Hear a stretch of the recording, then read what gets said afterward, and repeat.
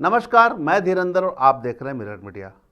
गया पुल के समीप सड़कों की जर्जर स्थिति का जायजा लेने गुरुवार को स्वयं धनबाद उपायुक्त पहुंचे और वहां पर जो गड्ढों की स्थिति है और जो जर्जर स्थिति से आम लोगों की समस्या हो रही है उसका निरीक्षण करने के लिए पहुंचे। वहां पर उनके साथ वरीय पुलिस अधीक्षक प्रभात कुमार सहित अन्य पदाधिकारी मौजूद थे। इस दौरान पथ निर्माण विभाग की टीम, नगर निगम के खुद नगर आयुक्त और रेलवे के अधिकारी मौजूद थे। वहीं धनबाद विधायक राज सिन्हा भी मौके पर मौजूद थे। चूँकि धनबाद विधायक राज सिन्हा ने ही इस मामलों को उठाया था और धनबाद उपायुक्त से बात कर ये कही थी कि एक बार स्थल का निरीक्षण करके जायजा ले लिया जाए। सबसे पहले उपायुक्त ने पथ निर्माण विभाग के कार्यपालक अभियंता से अंडरपास की सड़क किन कारणों से बार बार क्षतिग्रस्त हो रही है इसकी जानकारी प्राप्त की। इस दौरान कार्यपालक अभियंता ने उपायुक्त को बताया कि अंडरपास के बगल से नाला और नाली जो गुजर रहे हैं उसका पानी रिस कर अंडरपास में आ जाता है। पानी की सही तरीके से निकासी नहीं होने से अंडरपास की सड़क में गड्ढे बन जा रहे हैं। इस दौरान थोड़ी देर के लिए ट्रैफिक को रोककर अधिकारियों ने स्थिति का जायजा लिया और समस्या का तत्काल समाधान निकालने के लिए उपायुक्त ने नगर निगम को नाला या नाली की सफाई, जिसके चलते जाम की स्थिति हो जा रही है, उसके करने तथा आरसीडी को अंडरपास की सड़क समतल कर आयरन प्लेट बिछाने के निर्देश दिए। पूरे मामले पर जानकारी देते हुए धनबाद उपायुक्त ने क्या कुछ कहा, आप भी सुनिए। ये यहाँ पर आवागमन में लोगों को बहुत परेशानी हो रही थी। स्थानीय जनप्रतिनिधि भी हम लोगों को लगातार सूचना दे रहे थे और पत्रकारों के माध्यम से, अखबारों के माध्यम से भी पता चल रहा था और ये बहुत लंबा जाम लग जा रहा है। तो हम लोग प्रॉपर ट्रैफिक के लिए भी एसएसपी ऑफिस से काफ़ी कोशिश हुई है, पर परमानेंट सॉल्यूशन के तौर पे हम लोग चाह रहे हैं कि इसमें हेक्सागोनल ब्लॉक लगा दें और लॉन्ग टर्म सॉल्यूशन ये है कि पानी का रिसाव यहाँ बंद नहीं हो रहा है क्योंकि आसपास की ज़मीनें थोड़ी ऊंचाई पर है। हम लोग कोशिश कर रहे हैं कि लॉन्ग टर्म वो सॉल्यूशन इमीडिएट देखते हैं। भराई का काम चल रहा है, कोशिश करेंगे कि ये रास्ता स्मूथ हो।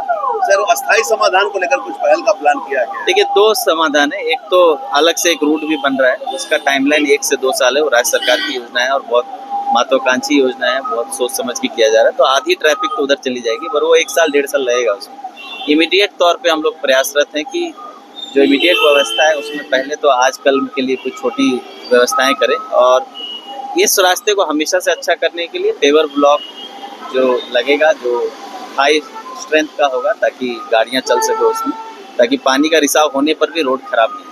सर, रेलवे का आरोपी भी पार हुआ तो रेलवे की तरफ से कुछ पहल करने का निर्देश दिए जा रहे हैं? हम लोग कोशिश कर रहे हैं। जो नाला है दोनों साइड उसमें रेलवे का भी पानी आता है और सफाई का काम था वो हम लोग नगर निगम से कराए हैं। रेलवे भी सहयोग कर रहा है। हम लोग मिल के रेलवे और डिस्ट्रिक्ट एडमिनिस्ट्रेशन मिल के इसको सॉल्व करें। पूर्व में भी निर्देश दिया गया था बरमसिया ओवरब्रिज के लेकर, उसमें भी रेलवे द्वारा अभी तक कुछ पहल नहीं की गई है। देखिए, उसमें बजट का था, बजट रेलवे द्वारा डिमांड किया गया, वो हम लोग दे रहे हैं। रेलवे तुरंत काम शुरू करने के लिए उन्होंने आश्वस्त किया। मुझे लगता है वो लोग अभी बारिश भी एक समस्या है, क्या बारिश के बाद का प्लान यहाँ किया नहीं, ये इमीडिएट एक सोल्यूशन तो अभी करेंगे इसी वीक में।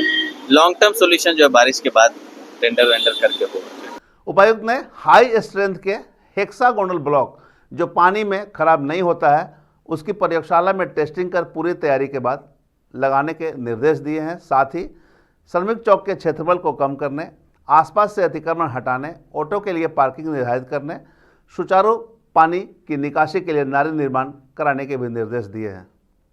वहीं मौके पर धनबाद विधायक राज सिन्हा ने कहा कि उपायुक्त ने गया पुल अंडरपास का गहन निरीक्षण किया है। इसका तत्कालीन समाधान निकालने के लिए आयरन सीट बिछाए जाएंगे। बाद में पानी की निकासी सुनिश्चित कर पेवर ब्लॉक बिछाए जाएंगे। जब अंडरपास का चौड़ीकरण होगा तब इसका अस्थायी समाधान निकाली जाएगा। जैसे ही रात में आया, सुबह यहाँ आकर के हमने देखा और नगर निगम से, आरसीडी के कार्यपालक अभियंता से काफ़ी लंबी बातचीत भी हुई।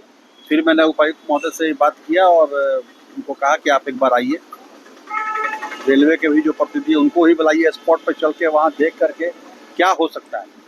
क्योंकि ठीक है, समस्या तो है, टेक्निकल इशू भी है, चूँकि ऊपर में रेलवे का ट्रैक है और बारिश कंटिन्यूस हो रही है। सबसे बड़ा प्रॉब्लम है कि बारिश कंटिन्यूस हो रही है।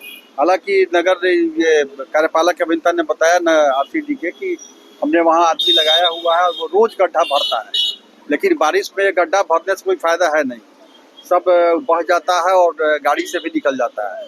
तो अभी गहन यहाँ आकर के डीसी उपायुक्त महोदय के नेतृत्व में सभी लोगों ने गहन रूप से यहाँ निरीक्षण किया है। 2 फेज में प्लान बना है। एक तो ट्रैफिक को भी यहाँ ठीक ढंग से देखना होगा, दूसरा तात्कालिक रूप में रेलवे से बात करके उनके पास आयरन शीट है, उसको बिछा करके, जिससे कि थोड़ा स्पीड कम हो लेकिन स्मूथली गाड़ियां पार करते रहे।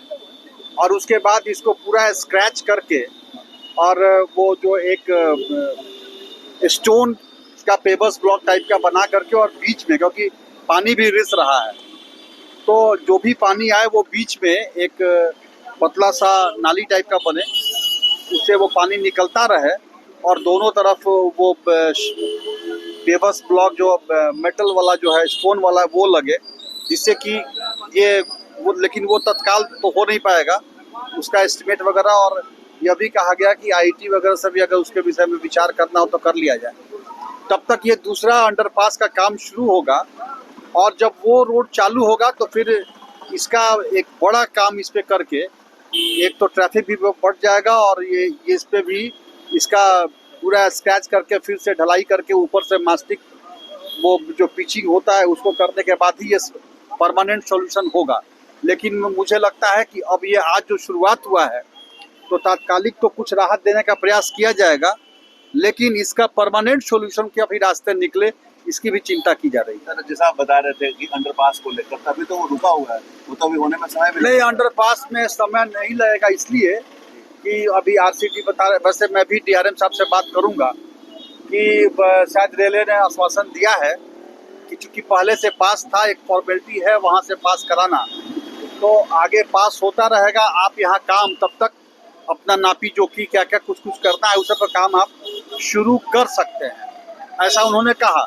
लेकिन मैं भी एक बार डीआरएम साहब से बात करके, या जाना होगा अगर हाजीपुर तो वहाँ भी, या और ऊपर जाना होगा तो बात करके इस बात के लिए प्रयास करूंगा कि जल्द से जल्द यह काम शुरू हो जाए। ये फिलहाल तो सर हो गया, लेकिन अस्थायी समाधान हो, उस पर अग्रतर कब से प्लान होगा? नहीं, बिल्कुल अस्थायी समाधान के लिए प्रयत्नशील होगा। मैं जानते हैं कि हम जब उतर जाते हैं सड़कों पे तो फिर उतर जाते हैं, तो मैंने ठान लिया है और इसका अस्थायी समाधान के दिशा में लगातार प्रयत्नशील, वो पास तो हो ही गया था, लेकिन अब जल्द से जल्द काम शुरू हो और इसका भी अस्थायी समाधान निकले, इसके लिए हम लगे रहेंगे। वहीं दूसरी ओर नगर निगम ने भी त्वरित कार्रवाई करते हुए सुपर शकर मशीन लगाकर अंडरपास के पास जो नाली है उसकी सफाई शुरू कर दी। यह सीवर सिस्टम की सफाई और रखरखाव के लिए उपयोग किए जाने वाला एक विशेष वाहन है। यह पाइपलाइनों से रुकावटों, कीचड़ों और मलबों को हटाने के लिए शक्तिशाली सक्शन क्षमताओं के साथ उच्च दबाव वाले पानी का जेट छोड़ती है, जिससे नाला नाली में रुकावट पैदा करने वाली वस्तु हट जाती है। अधिकांश सफाई हो चुकी थी। उसके बाद अग्रतर कार्रवाई को जो निर्देश उपायुक्त ने दिए हैं उस पर पहल करने को लेकर अधिकारियों ने काम करने शुरू कर दिए हैं।